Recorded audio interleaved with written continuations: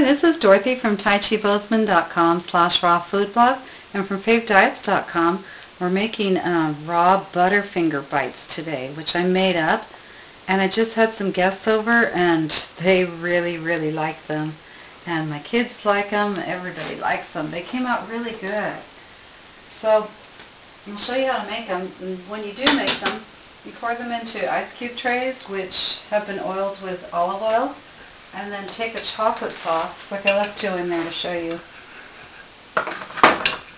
The chocolate sauce is on a bunch of my recipes on YouTube, and it's a tablespoon of coconut oil, cacao butter, honey, and you just melt that and put in a dash of salt with a tablespoon of cacao powder or carrot powder. And then take your sauce and pour it over these Butterfingers with edges around it, so you can pour so the chocolate sauce will hit all inside and around it, and then you just freeze these. So I'll show you how to make it. This is a third cup of coconut oil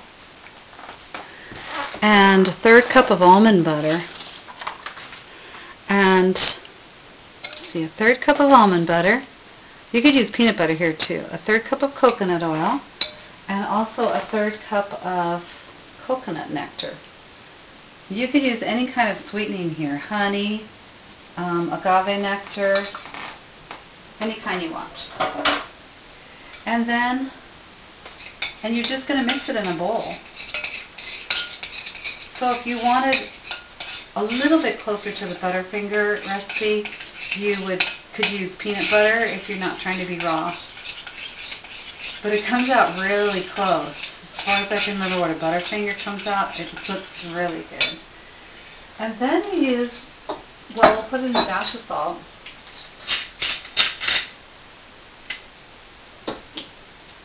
Yacon syrup, which is from the Andean plant, It's a root, and it's a relative of the sunflower. Its fructose has very little effects on the blood sugar, so it's really good for diabetics. It's low calorie, rich in minerals, and it's a prebiotic. It helps control the flora in the intestines. That gives signals for probiotics to grow. So it's super good for diabetics, and they grow this yacon plant in Peru and Bolivia, where they use yacon in their recipes, and then in Brazil they make a tea out of it specifically for diabetics. But if you taste this, it tastes so close to molasses, which I used to have a tablespoon of when I was growing up all the time. So to smell this brings back all the memories of my childhood. My mom giving me a tablespoon of molasses every day. Okay, so anyway, let me put a tablespoon of that in.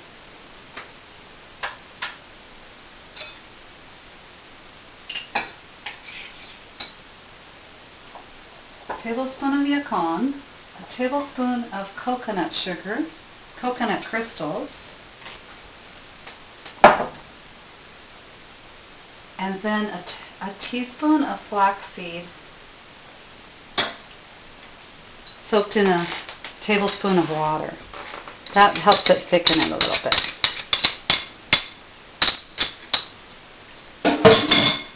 And you stir that together.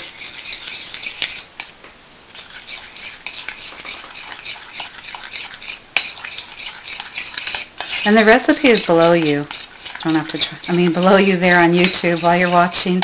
If you click the little tab that says more, you can see the whole recipe. And then you take your ice cube tray and you oil it with olive oil.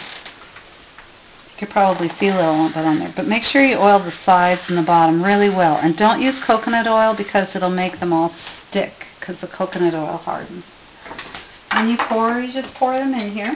You could use any mold. I was kind of trying to copy the Butterfinger bites that they're selling now, but pour them into your mold and put them in the freezer for just 10 minutes. So do it. And then you go around the outside so that when you pour the chocolate on it, they'll come out like this, kind of like marble fudge, where the chocolate's flowing through them and around them and on top of them. So to your health from Dorothy at TaiChiBozeman.com/rawfoodblog. These are addictive from favediets.com too.